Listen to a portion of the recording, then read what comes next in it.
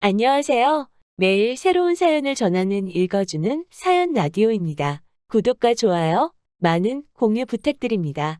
오늘의 사연 시작하겠습니다. 안녕하세요.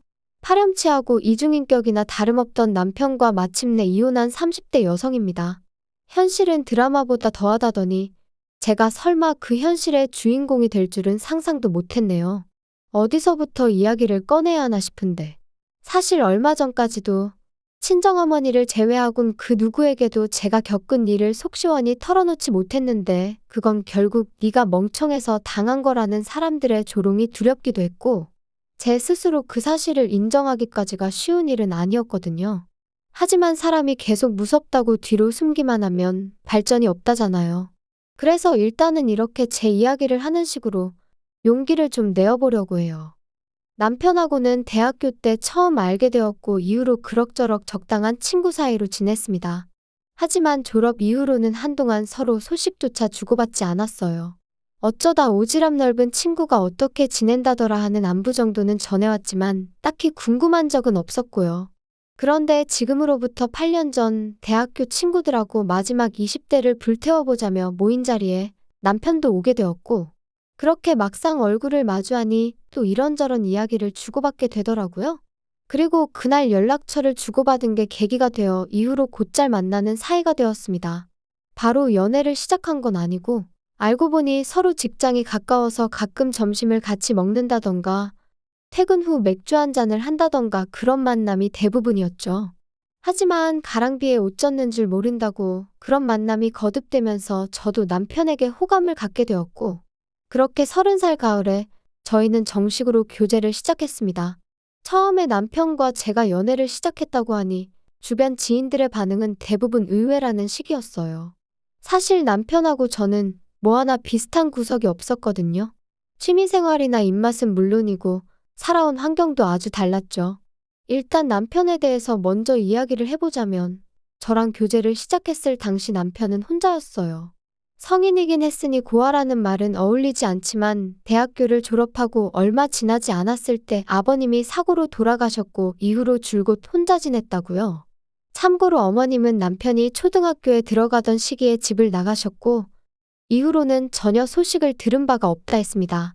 아무튼 게다가 아버님이 돌아가시면서 남기신 건 여기저기서 터져나온 빚들이 전부였다 하니 듣는 내내 정말 짠하더라니까요. 반면에 저는 사업을 하시는 부모님 밑에서 비교적 유복하게 자랐습니다. 친정어머니가 저를 몹시 힘들게 낳으셨다 보니 둘째는 생각지도 않으셨고 친정부모님 사이가 또 유난히 좋으셨던 덕분에 저는 정말 화목한 분위기에서 자랄 수 있었죠. 게다가 금전적으로도 크게 고생한 기억이 없으니 저는 금수저까지는 아니더라도 제가 은수저쯤은 된다 생각하며 늘 부모님에게 감사한 마음이에요. 사랑에 눈이 멀었던 건지 저는 힘든 환경에서도 잘 버텨준 남편이 고마웠고 앞으로는 남편도 저처럼 인생에 있어서 즐거움을 느끼며 웃는 날만 있기를 바랬습니다. 그래서 가진 건 없지만 자기와 결혼해주겠냐는 남편의 수줍은 프로포즈에 내가 당신을 행복하게 해주겠다며 예스를 했어요. 물론 저도 사람인지라 친정부모님의 반대에 부딪히진 않을지 걱정을 안 한 건 아니에요. 어려서부터 제가 바라는 일이라면 어떻게든 가능케 해주셨던 헌신적인 부모님이셨지만 동시에 그만큼 기대도 크셨으니 제가 좀 더 능력 있고 여유 있는 남자를 만났으면 하셨거든요. 그래서 남편과 연애 중이란 말씀을 드렸을 때도 연애는 얼마든지 해도 괜찮지만 결혼은 다른 이야기라고 딱 못을 박으시기도 했고요. 그런데 기어이 제가 결혼을 하겠다고 하니 특히나 어머니가 많이 속상해하셨지요. 하지만 감사하게도 저희 부모님은 남편이 마음에 차지 않는다는 걸 적어도 남편 앞에서 티를 내신 적은 한 번도 없으세요.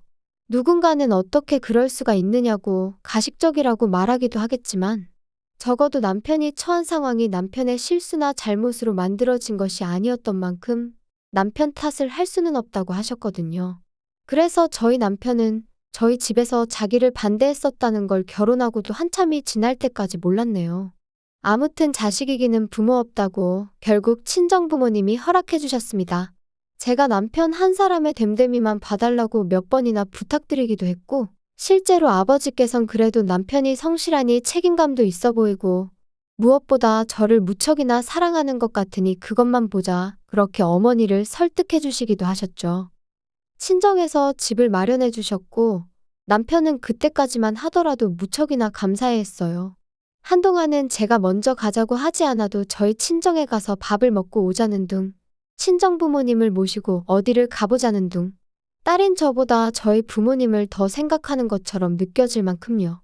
하지만 결혼하고 처음 돌아온 제 생일 때 친정아버지께서 제 생일 선물로 차를 바꿔주셨다는 이유로 모든 게 달라졌습니다. 남편은 원래 차가 없었고 저는 처녀적부터 타던 차가 있었어요. 제가 사회생활 시작하고 처음 샀던 차로 친정 부모님께선 당신들이 보태줄 테니 더 좋은 걸로 사라고 하셨었지만 그땐 사회초년생인데 회사에 괜히 비싼 차 끌고 다니면서 이목을 끌기가 싫었거든요. 그래서 또래 여자들이 주로 산다는 경차로 샀었지요. 그런데 그게 저희 부모님은 항상 마음에 걸리셨던 모양입니다.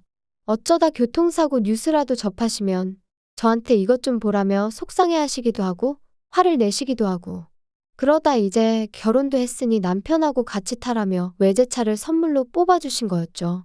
하지만 저는 먼저 알기는커녕 상상도 못했던 일이었기에 식사 자리에서 아버지께서 저에게 차키를 주시며 선물이다 하셨을 땐 정말 깜짝 놀랐네요. 아무튼 그렇게 화기애애한 자리가 끝나고 집으로 돌아왔습니다. 마침 약속 장소까지 지하철을 타고 갔던 터라 아버지가 주신 차를 그대로 제가 끌고 왔고요. 그런데 어째서인지 돌아오는 내내 남편은 평소와 달리 저에게 말 한마디 걸지 않았고 저는 뭐랄까 마음 한켠으론 찜찜했지만 그래도 애써 길어진 자리 때문일 거라고 생각했던 기억이 나네요. 하지만 집에 도착해서도 남편은 계속해서 어두운 얼굴을 하고 있었기에 더는 모른 척할 수도 없어서 오늘 많이 피곤했냐 물으니 그제서야 한다는 소리가 장인어른한테 서운해서 그래. 솔직히 너무하신 거 아니냐? 내 생일 때 장인어른이 뭐 해주셨는지 기억 안 나? 아빠가 당신 용돈하라고 100만 원 주셨잖아. 근데 그게 왜? 그러니까 사위 생일 때는 꼴랑 100만 원 주셔놓고 당신 생일 선물로는 외제차? 야, 사위도 아들이네 어쩌네 말씀하실 땐 언제고 결국 이것 봐. 달라도 너무 다르잖아. 그걸 말이라고 하는 거야? 당신이야말로 정말 너무하네. 아빠가 하시는 말씀 못 들었어? 같이 타라고. 말이 좋아 같이 타는 거지. 나더러 네 차 얻어 타라는 거잖아. 정말 같이 타라고 사주신 거였음 사위 생일 때 주셨으면 얼마나 좋냐? 거봐, 할 말 없지? 아무튼 됐다 됐어. 치사하고 더러워서 안 탄다 안 타. 그리고 이 일로 저는 남편에게 너무나 크게 실망을 했어요. 그동안 저희 부모님이 남편에게 표현하신 마음, 들이신 정성은 안중에도 없이 그 차 한 대로 모든 걸 판단하고 결정하는 그 치졸한 모습에 정말 이렇게 순식간에 사람이 싫어질 수 있나 싶을 정도로 말이죠. 그래서 이후로는 중간에서 적당한 이유와 핑계를 대가며 친정과의 교류를 줄여갔습니다. 정확히 말하자면 남편이 저희 친정 부모님과 만날 일을 줄여나갔죠. 그런데 솔직히 말하자면 저는 달라진 상황에 남편이 좀 당황해하진 않을지, 혹시 자기가 했던 말과 행동을 후회하진 않을지, 그래서 저에게 미안하다고 한다면 한 번쯤은 봐줘야지 하는 마음도 있었거든요. 하지만 웬걸요. 남편도 보란 듯이 저희 부모님한테 연락도 안 하고 한 번을 만나러 가자 소리도 전혀 안 하는 거예요. 제가 막말로 대리해도 뭐 그런 걸 바란 것도 아니었지만 원래 잘하던 사람이 그 한 번의 다툼 이후로 완전히 전에 없이 행동하니까 이게 내가 믿고 결혼한 남편이란 사람의 민낯인가 싶은 게 슬프고 속상하고 동시에 화도 나대요. 그러다 정말로 일이 터진 건 이후로 1년쯤 지났던 재작년 여름이었습니다. 언젠가부터 친정아버지가 자꾸 소화가 안 된다셔서 병원에 모시고 가니 그 결과는 충격적이었어요. 위암이셨거든요. 그리고 정말 화가 났던 건 바로 1년 전에도 내시경을 하셨었는데 그때 병원 측 실수로 아버지한테 잘못된 결과를 통보했었다는 거죠.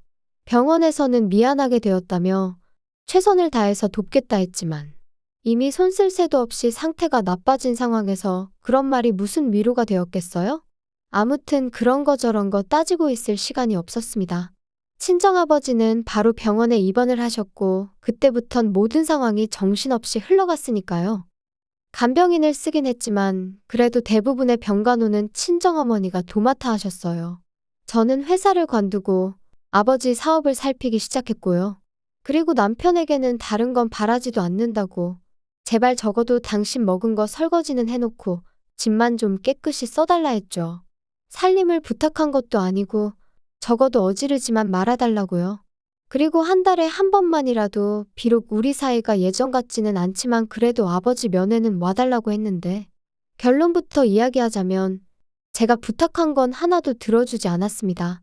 남편은 그 당시 회사에서 해고를 당하고 집에만 있었으니 돈 버느라 바쁘고 뭐 그런 것도 아니었는데 말이에요. 참고로 한 번은 제가 정말 너무한 거 아니냐고 따지니 저희 아버지가 자기 감기 걸렸을 때 전화 한 번 하신 적 있냐면서 적반하장으로 나오는데 기도 안 차대요. 게다가 말이 나왔으니 말이지만 언젠가는 저희 친정어머니가 아버지 병간호를 하시다가 넘어지셔서 일주일 정도 입원을 하셨거든요.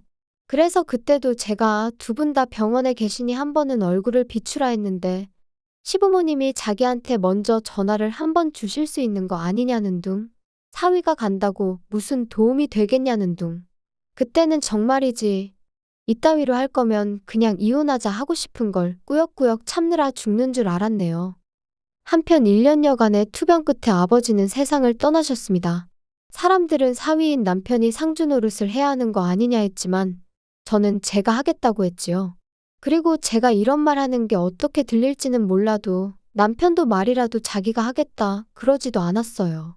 완전히 무슨 남의 동네 불구경하듯 하는데 오죽하면 친정어머니와 이모님들도 사람이 어쩜 저럴 수가 있냐며 혀를 내두르실 정도였다니까요. 그런데 남편의 황당한 짓거리는 여기서 끝이 아니었습니다. 장례는 끝났지만 저도 친정어머니도 쉽게 나아지지 않는 상황이었어요.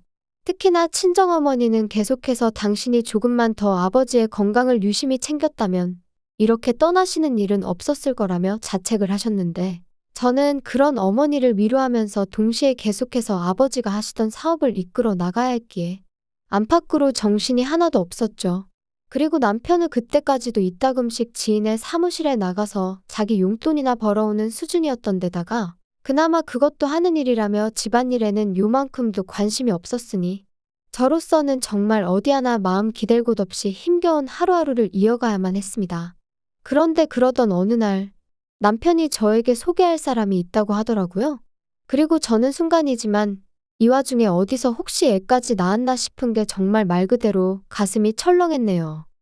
그런데 그렇게 소개받게 된 사람은 다름 아닌 나이가 지긋하신 저희 친정어머니와 비슷한 또래로 보이는 여사님이셨죠. 그리고 그 여사님이 남편의 어머니, 그러니까 낳아주신 친어머니라는 사실을 알기까진 오랜 시간이 걸리지 않았습니다. 두 사람이 나란히 앉아있는데 부리부리한 눈이며 얇은 입술까지 무슨 복사기로 찍어낸 듯 꼭 닮아 있었으니까요. 아무튼 상황 자체가 어이가 없었던 게 솔직한 제 심정이었어요. 바람나서 집 나간 어머니라고 자기는 어머니를 생각하면 그리움은 일절없고 분노만 치민다고 했던 사람이 뭐가 그렇게 좋은지 희죽거리고 있는 게 저는 겪어본 적 없는 상황이었으니 쉽사리 뭐라 말할 순 없었지만 묘하게 황당한 기분까지 들더라니까요. 게다가 어머님이란 분은 처음부터 저에게 반말로 네가 내 아들 마누라냐 내 며느리냐 해가시며 눈물을 다 보이셨는데 제가 심보가 꼬인 건지 어쩐 건지는 몰라도 어째서 제 눈엔 그저 쥐어짜내시는 걸로밖에 안 보이더라고요. 아무튼 그렇게 얼떨떨한 만남을 갖고 집에 돌아와 제가 남편에게 언제부터 어머님하고 연락을 주고받은 거냐 물었습니다. 그랬더니 한반년쯤 되었다면서 어머님이 먼저 연락을 해오셨다대요. 그러면 안 되는 줄 알지만 사람을 사서 남편을 찾아내셨다고요. 그리고는 뭐 지난 과거는 당신이 다 미안하다며 남편더러 이제부터라도 잘 지내고 싶다. 이젠 죽는 날까지 네 엄마로만 살다 가겠다 뭐 한마디로 자식으로서 듣고 싶을 법한 말들은 다 하셨던 모양인지 남편이 말하길 이제라도 좀 잘 지내볼까 싶다는데 솔직히 이러쿵저러쿵 말도 하고 싶지 않았어요. 그래서 알아서 하라니까 저더러 한다는 소리가 알아서 잘하랍니다. 세상에 하나뿐인 시어머니라고 예의 있게 행동하라고요. 어이가 없어서. 그럼 당신은 뭐 장인어른이나 장모님은 둘셋씩 있어서 끝까지 그따위로 행동했어? 야, 말은 똑바로 해라. 장인어른이랑 장모님이 먼저 나를 홀대하셨으니까 나도 똑같이 한 것뿐이거든. 그런데 우리 어머니가 뭐 너한테 서운하게 한 거 있냐? 그런 거 없으니까 너는 나랑 상황이 다르지. 제대로 잘해드려. 며느리들이 그런 거 인터넷에 찾아보면 나올 거니까 공부도 좀 하고. 어이가 없다. 막말로 가진 거 쥐뿔도 없는 당신 받아준 우리 부모님한테 그게 할 소리야? 홀대를 하셨다고? 밴댕이 소갈딱 찐 건 알고 있었는데 진짜 그렇게 생각을 하고 있었다니 정말 기도 안 차네. 됐어. 나한테 며느리 도리고 나발이고 바라지도 마. 바랄 걸 바래야지. 넌 진짜 말을 그따위로밖에 못하냐? 뭐 밴댕이 소갈딱지? 내가 누구 때문에 이렇게 됐는데? 솔직히 하루에도 12번. 정말이지 이혼 생각을 안 한 날이 없었습니다. 하지만 친정아버지가 돌아가신 지도 얼마 안 되었는데 딸인 제가 이혼까지 한다면 이러나 저러나 사람들 입방아에 오르내리게 뻔했고, 친정어머니도 저희 부부가 갈등을 겪고 있다는 사실은 알고 계셨지만 이혼은 안 했으면 하시는 눈치셨거든요. 그래서 정말 꾹꾹 참을 인자를 그려가며 어떻게든 버텨보려고 했어요. 게다가 남편도 드디어 정신을 차렸던 건지 살살 제 눈치를 살피며 예전과는 다른 모습을 보이기도 했고요. 그래서 아직 우리 사이에 희망이 남아있나 싶었는데 그건 순전히 제 착각이었습니다. 잘 짜여진 판에 하마터면 제가 놀아날 뻔했던 거죠. 남편이 저더러 모처럼 바람이나 쐬러 가지 않겠냐 물었고, 저는 이 인간이 뭘 잘못 먹었나 싶으면서도 그런 남편의 제안이 싫지만은 않았어요. 그래서 못 이긴 척 따라 나갔는데, 그렇게 도착한 장소에는 예상 밖의 인물이 저희를 기다리고 있었습니다. 바로 남편의 생모, 그러니까 어머님이셨지요. 황당해서 남편을 쳐다보니 어머님을 만나자고 하면 제가 안 나올 것 같아서 그랬다나요? 마음 같아선 확 돌아서서 나오고 싶은 걸 그러면 보나마나 또 제 가정교육을 운운하겠구나 싶어서 일단 자리에 앉았습니다. 아이고 나와줘서 고맙다. 오늘 내가 너랑 얘기 좀 하려고 아들한테 자리 좀 만들어 달라고 그랬어. 그럼 차라리 전화를 하시지 그러셨어요. 그나저나 하실 말씀이. 내가 우리 현철이랑 떨어져 지낸 세월이 20년도 넘어. 그런데 이게 너는 애를 아직 안 낳아봐서 모르겠지만 이 모정이란 게 잊으려고 한다고 잊혀지는 게 아니야. 하루가 멀다 하고 우리 아들이 눈앞에서 아른아른 아이고 그때를 생각하면 정말이지 내가 어떻게 살았나 몰라. 정말 죽지 못해 살았다는 그 말이 딱이라니까. 그래서 내가 결심을 했다. 근데 네가 좀 도와줘야 돼. 무슨 결심을 하셨는데 제가 도와드려요? 그런 이야기라면 아드님하고 하시는 게 빠르실 텐데요. 너는 뭘 그렇게 매정하게 말을 하냐? 시애미가 말하는데. 내가 너네 사는 동네로 이사를 올까 싶다. 마음 같아선 같이 살자고 하고 싶지만 그럼 너가 불편해서 싫다 할 거 아니냐. 요새 젊은 여자들이 시애미랑 사는 거 안 좋아하는 거 나도 다 알아. 아무튼 그래서 이사를 올 건데 내가 돈이 좀 필요해. 황당하더라고요. 얼마나 생각해주는 것처럼 합가는 안 할 거지만 이사는 오겠다는 말은 무엇이며 그런 와중에 저한테 돈을 바란다는 게 어이가 없었죠. 당신 어머님한테 우리 사이가 지금 어떤지 말씀 안 드렸어? 우리 사이가 뭐 어때서? 부부끼리 좋을 때도 있고 안 좋을 때도 있고 그런 거지. 뭐 좋을 때도 있고 안 좋을 때도 있고? 장난하니? 어머님, 솔직히 어머님 소리도 어색하지만요. 아무튼 어머님, 저 돈 못 해드려요. 남편하고 저 사이 정말 안 좋거든요. 남편이 저희 아버지 돌아가시기 직전에 정말 눈꽃만큼도 사위 노릇한 거 하나도 없어요. 그런데 제가 어머님을 도와드릴 이유가 없잖아요?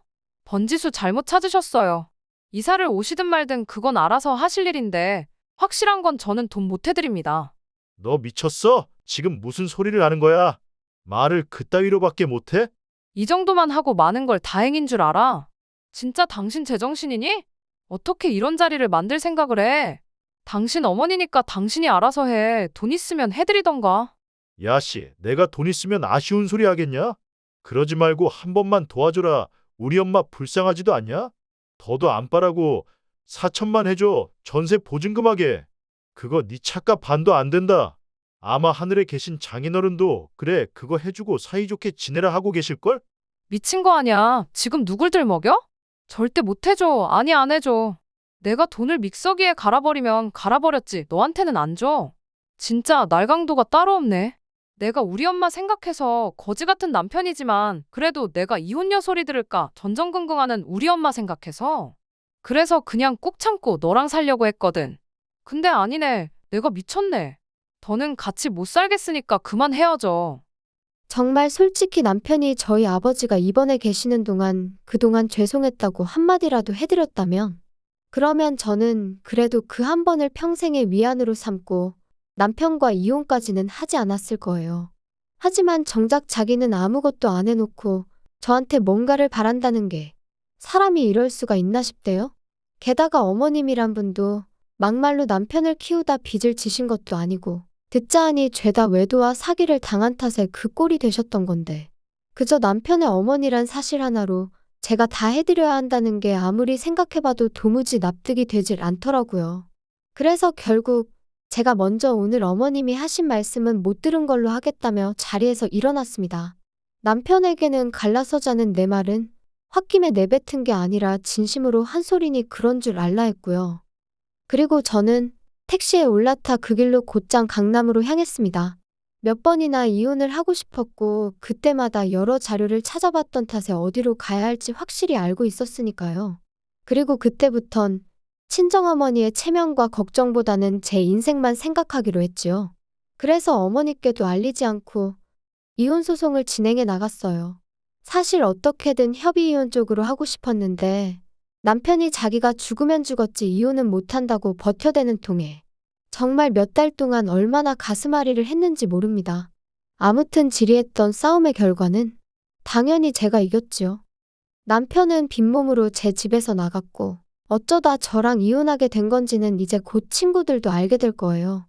지도 지가 너무했다 싶은 건지 아니면 무슨 꿍꿍이가 있는지 따로 들려오는 이야기는 없지만 한편 남편은 결국 어머님하고 같이 사는 것 같아요. 근데 꿈에도 그리워하던 아들이 개털인 걸 아시면 그래도 어머님이 좋다고 남편하고 살고 싶어 하실까 궁금하긴 하네요. 아무튼 여러분 주변 분들 중 혹시 하나를 해주면 고마운 줄 모르고 두 개를 바라는 그런 분들은 없겠죠? 혹시나 있으시다면 저는 과감히 그런 사람들은 멀리 하시라고 조언하겠습니다. 세상에 그 어떤 것도 당연한 건 없는데 그 상식조차 모르는 사람을 곁에 두어서 여러분께 득이 될 일은 없을 테니까요. 그나저나 오늘은 다시 포근한 날씨네요. 즐거운 주말 되시길 바라겠습니다. 긴 이야기 들어주셔서 감사합니다. 오늘의 사연은 여기까지입니다. 구독과 좋아요, 알람 설정해주시면 앞으로 더 좋은 사연으로 찾아오겠습니다. 감사합니다.